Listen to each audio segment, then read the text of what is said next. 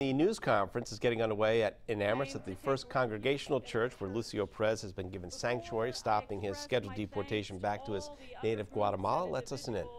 Who have been working for justice on Lucio's behalf, and to the leaders of the town of Amherst, who had the courage and foresight to make Amherst a sanctuary city.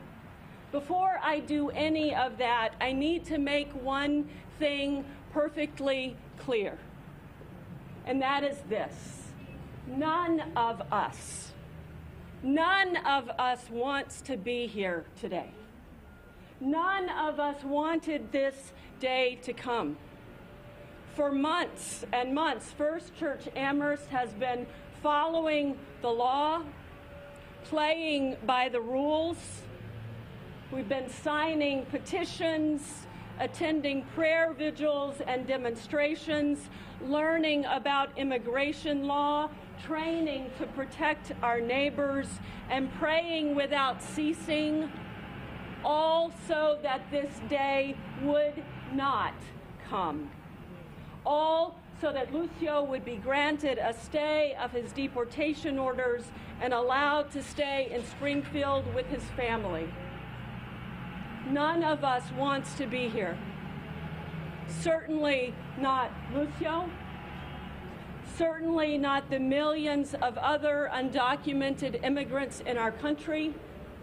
They did not want to leave their homes and families and all they knew. But violence and poverty forced them to flee to a strange land where they have had to live in hiding. For almost 20 years, Lucio has lived in the United States, working and paying taxes, living with his wife and 3 children who are U.S. citizens, serving as a leader in his church and community, playing by the rules. Lucio, too, has tried to do things by the book.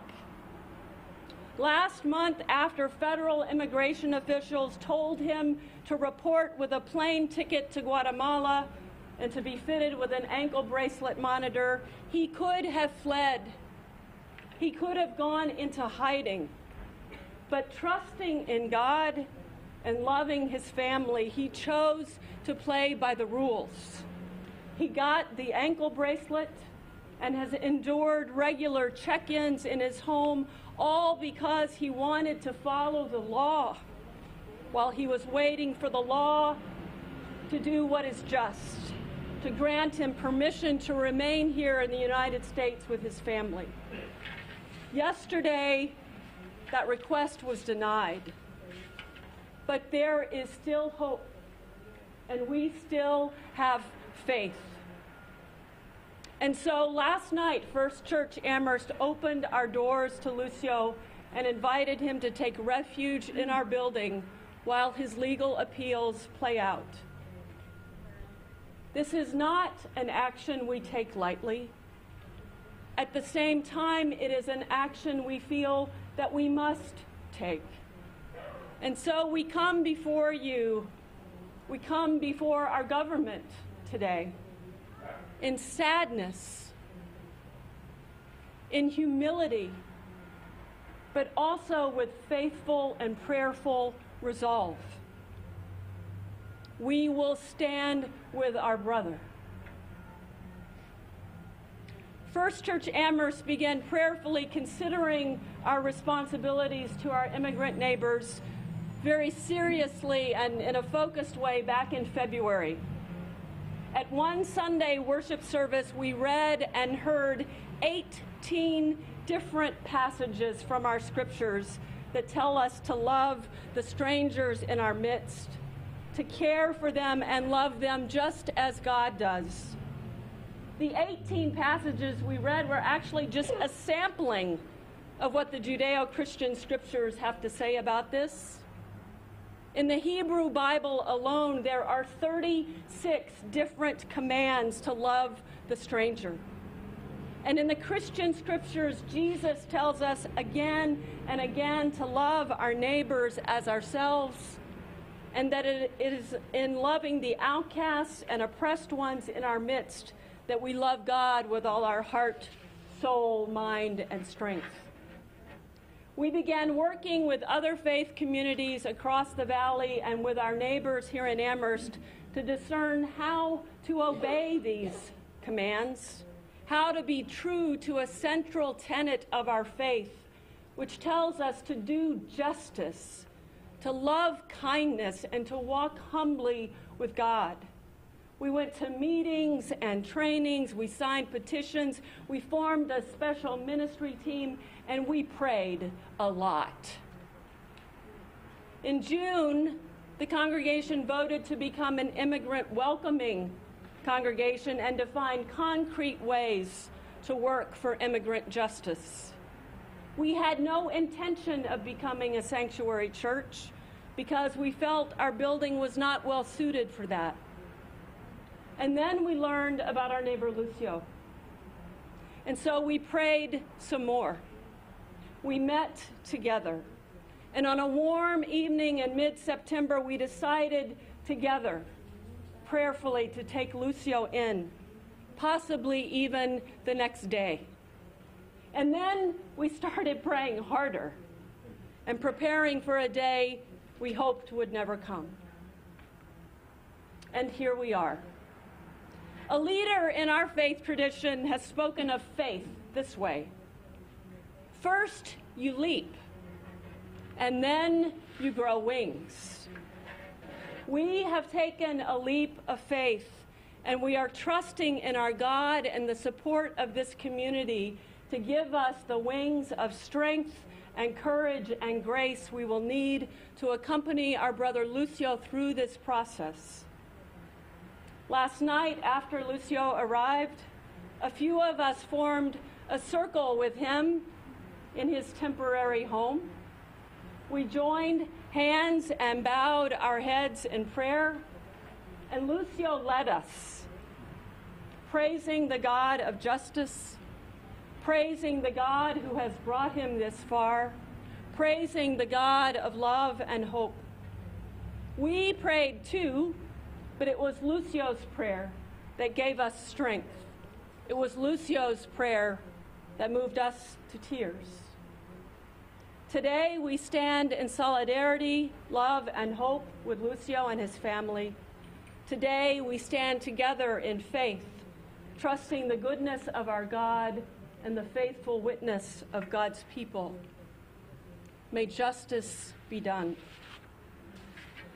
And now it is my honor to introduce to you our neighbor and brother, a beloved child of God, Lucio Perez.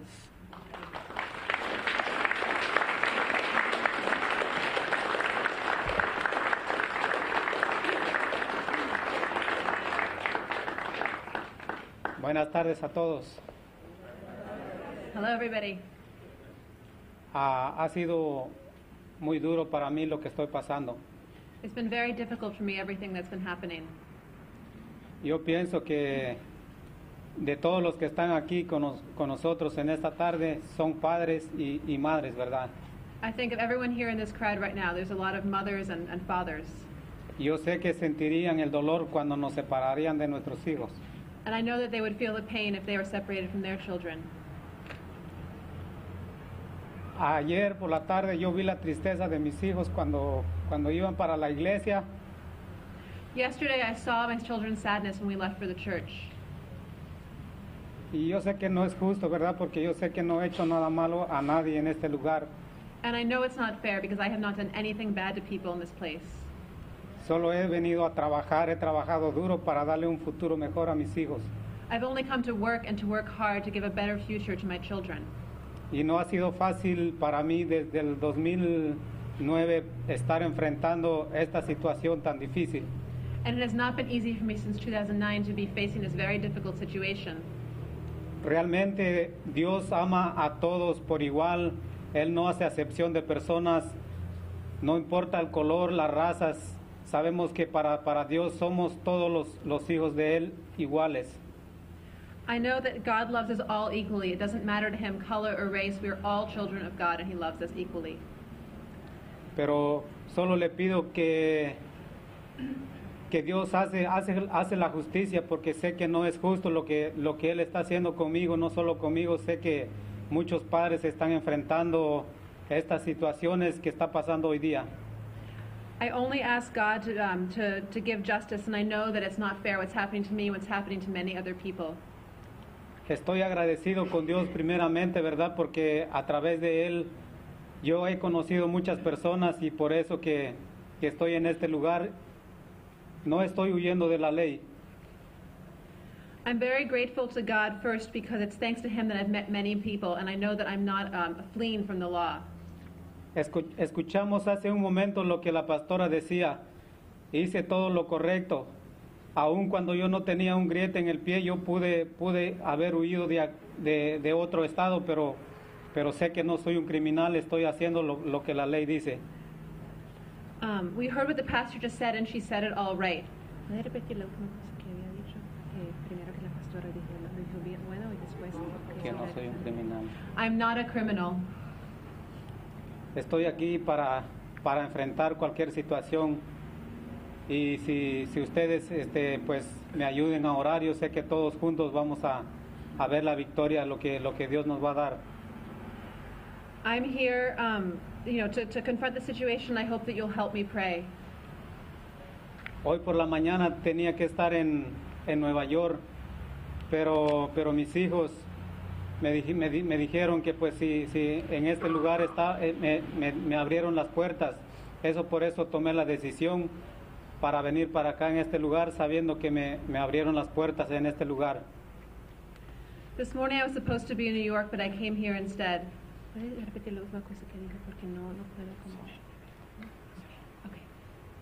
Okay.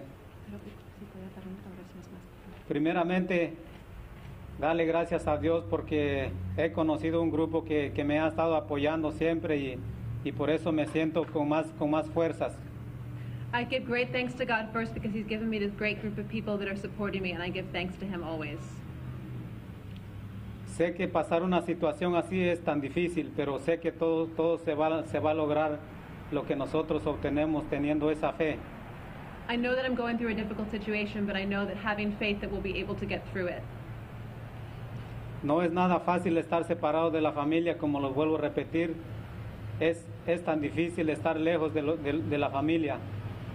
It's not easy being separated from my family. It's a very difficult thing, but I know that we'll be able to get through it. Solo les pido sus oraciones para que este problema se solucione y vuelva a estar juntos con mi familia. I ask for your prayers to help solve this situation and solve this challenge that I'm facing so that I can be with my family again. Agradezco mucho a la comunidad que me está apoyando, a los pastores que me han abierto la puerta de esta iglesia, que Dios me los bendiga mucho, y a cada uno de ustedes. I very much appreciate this community and the pastors who are opening their doors to me so that I can be here. I appreciate it all. That's all. Gracias, que Dios los bendiga.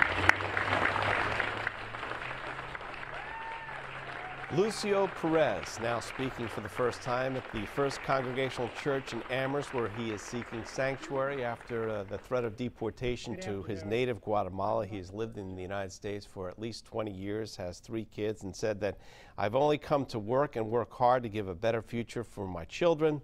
I am not a criminal. We'll continue to follow this story and have the latest for you tonight on 22 News starting at 5.